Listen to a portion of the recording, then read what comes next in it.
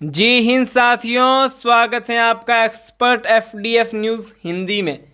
तो दोस्तों, कहते हैं ना कि दुनिया झुकती है मगर झुकाने वाला चाहिए। दरअसल दोस्तों, कल ब्रिटेन ने एक लिस्ट निकाली थी जिसमें उन देशों के नाम भी थे जिनको वैक्सीन लगने के बाद भी ब्रिटेन में अप्रूवल नहीं मिलने वाली थी, जिसमें साउथ अमेरिकन कंट्रीज़, कुछ अरब कंट्रीज़ और एशिया की भी कुछ कंट्रीज़ शामिल थी। मगर दुनिया को सबसे ज़्यादा हैरानी तब हुई जब पता चला कि इसमें भारत का भी नाम शामिल है। अगर इस लिस्ट की माने तो इसके अनुसार भारत का कोई भी नागरिक जिसने चाहे भारत की दोनों डोज लगा ली हो मगर उसे ब्रिटेन में एंट्री नहीं मिलने वाली है। और इसका कल पूरे भारत ने घनघोर विरोध किया था। अपितु भारत ने ही नहीं, यूएसए ने भी हैरानी जताई थी। और आपको जानकर हैरानी होगी कि ब्रिटेन में जो वैक्सीन लग रही है और भारत में जो वैक्सीन लग रही है वे दोनों ही सिमिलर है, क्योंकि भारत की कोविशील्ड वैक्सीन ब्रिटेन की एस्ट्राजेनेका और एक्सपोर्ट ने मिलकर के बनाई है और ब्रिटेन की ही सहमति से भारत में इसकी मैन्युफैक्चरिंग हो रही है। अब आप ही बताइए कि क्या ब्रिटेन का ये निर्णय सही है कि जो डोज आपके नागरिकों को लग रही है वही सेम वैक्सीन की डोज इंडियंस को भी लग रही है, फिर भी इनकी एंट्री पर पाबंदी क्यों?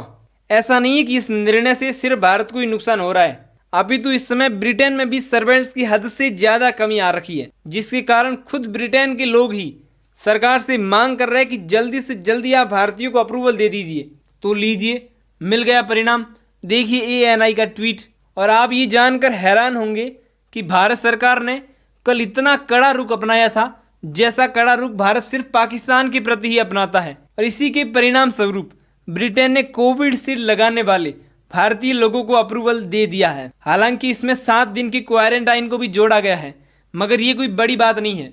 पर बड़ी बात ये है कि भारतीय लोगों को भारतीय वैक्सीन के साथ ही अप्रूवल मिल गया है और ये भारत की बढ़ती हुई हैसियत को प्रदर्शित करता है। और इसी के साथ वैक्सीन पर ही दूसरी खबर निकल के आ रही है। दरअसल खबर ये है कि भारत सरकार का मानना है अगर वर्तमान समय के अनुरूप ही वैक्सीनेशन चलता रहा तो भारत अक्टूबर माह में ही वापस से वैक्सीन का एक्सपोर्ट शुरू कर देगा।